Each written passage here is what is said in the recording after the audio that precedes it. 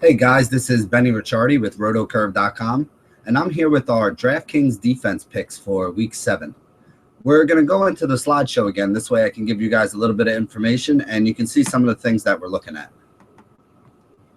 There are 4 teams that are on our list this week. The Atlanta Falcons are on top of the list. The New England Patriots are in second. The Pittsburgh Steelers at 2,600 is the cheap option who we're looking at. And the Arizona Cardinals are 3,600.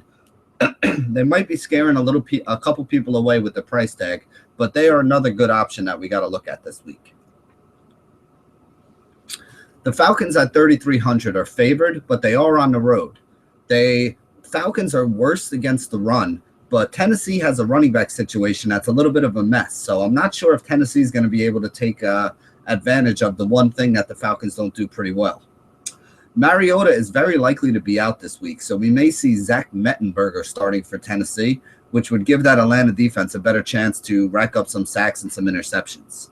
The Falcons' D has played pretty well recently when given a lead with 2 double-digit fantasy scores.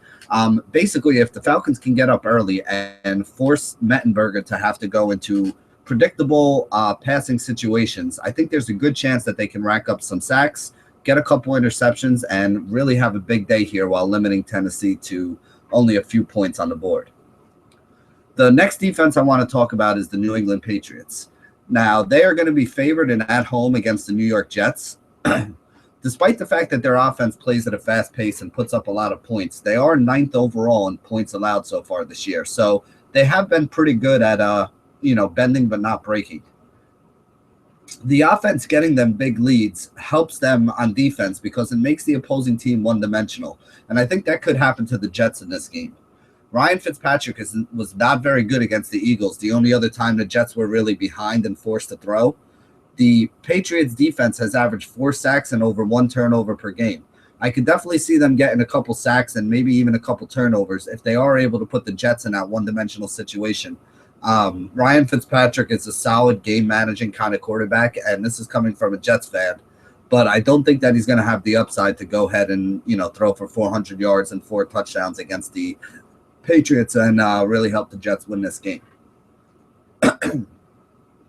Next team I want to talk about is the Pittsburgh Steelers.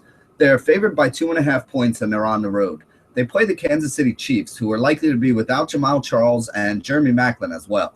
The Steelers' D has averaged over 10 points per game if you exclude that first game of the season against the Patriots where they only had 1 fantasy point and the Patriots put up a ton of yards on them.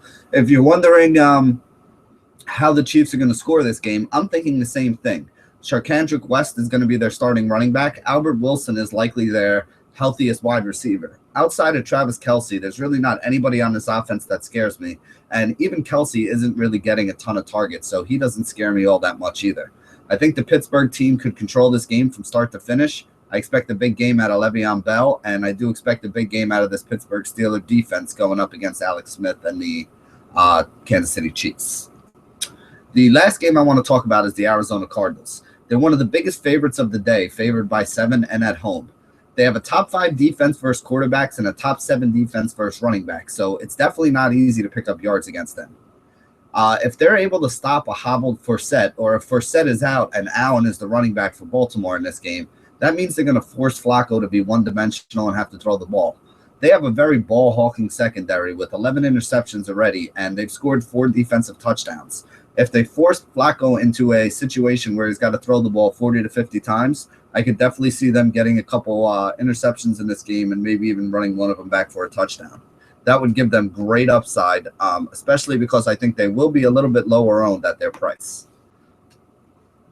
That basically sums it up for the 4 defenses that we're looking at on DraftKings for Week 7.